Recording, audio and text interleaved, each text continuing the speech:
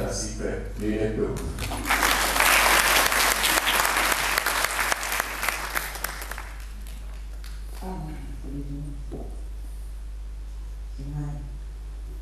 Always the same.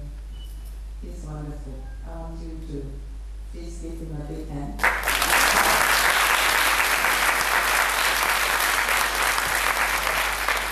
Many years ago, we just talked about Feng Shui.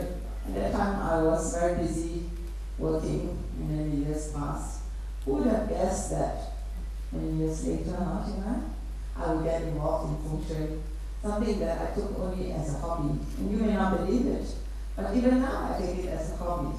Most of the time, I don't really take myself too seriously, as you probably know. But when it comes to becoming a professional at what you do, then I think that what makes a good professional Feng Shui practitioner is, A, you have to be really committed to it. I'm now a teacher in Feng Shui. So as a teacher in Feng Shui, as a professional in that particular field, I think it is very important that I am very serious about my responsibility, because when people come and learn from me, I have a responsibility to teach you the right things. I have a responsibility to teach things that I feel are actually workable. Make it as easy as possible. Don't give you false promises. I think honesty and integrity are vital to any profession, not just to the Feng Shui profession, but any profession. You will respect a professional who does his best or does her best, but does not promise you the world. And I never, ever promise anyone the world. What I do is, I say, I would like to teach you and share with you what I know. I also work as a professional consultant.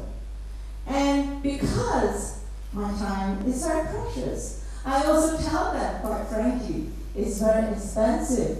If you ask me to use my time to go to your house to do consultation for you, therefore, I'm expensive. Much cheaper if you learn by yourself. And how? You read my books. So I'm also a professional Feng Shui writer. And I love it. You have no idea how passionately I approach the writing of my Feng Shui books. How grateful I am when people walk into a bookshop and take out money to buy my book. It is an honor, a privilege, a great blessing. So I write my books with great passion, with a sense of responsibility, because people believe what I write.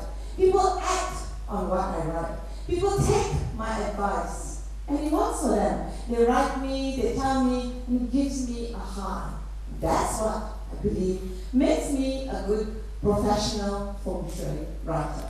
Now, however, you reach a point where you say, are you right? I have to ask myself all the time, am I saying the right thing?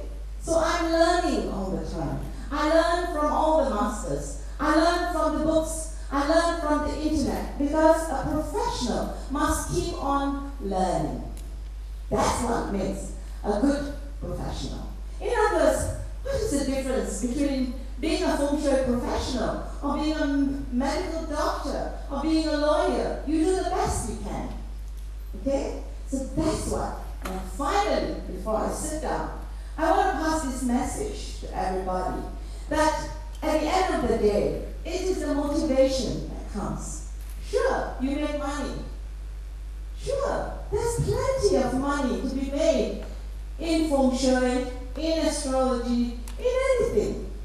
You can make a lot of money as a doctor. You can make a lot of money as a lawyer, as a property developer. But the motivation is very vital. If you do what you do with a good, really good, sincere motivation, I promise you, you will be very successful. And for me, actually, I am so grateful that I'm able to do something like this in my old age and to retire doing something I love so much. So finally, what makes a good professional? Do something that you love to do. I hope, I pray, all of you in this room really like Feng Shui, really believe in Feng Shui. Because it's not just superstition, it's not just a science. It doesn't matter whether it's academic or popular or whatever. It works. It makes you happier. It makes you have a better life. Because Feng Shui can indeed open doorways for you, bring opportunities for you, bring you love, bring you romance, bring you a wonderful family, bring you wealth, lovely Chanel handbags.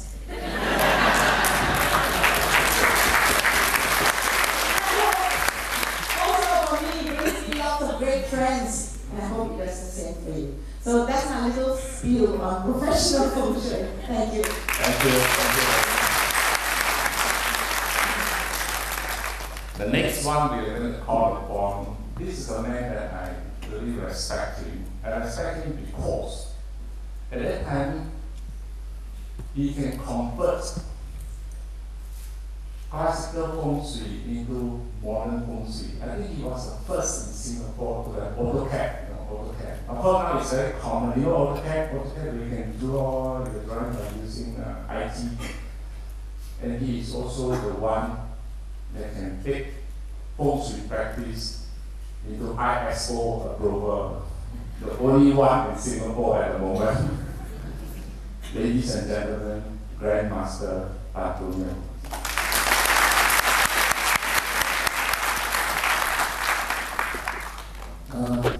我是需要翻译的。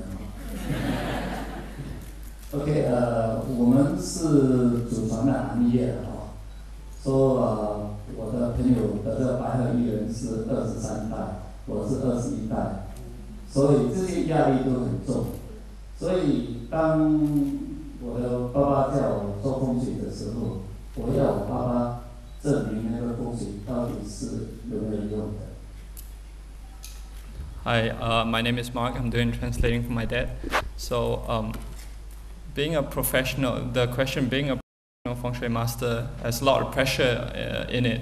So, like from our master Wang Xiaohe from Shanghai, who is the 23rd generation geometry master. My dad is the 21st generation in down the same lineage. So it puts a lot of pressure in the profession itself. So, 当我的爸爸叫我做风水的时候，我说你的家这么穷，那么有钱，那风水不是给人家很多好处的，为什么你要做到这么辛苦 ？So when Grandmaster Tan's dad tried to convince him to go into Feng Shui, Grandmaster Tan asked his dad, "So Not you?" his dad, your grandfather is.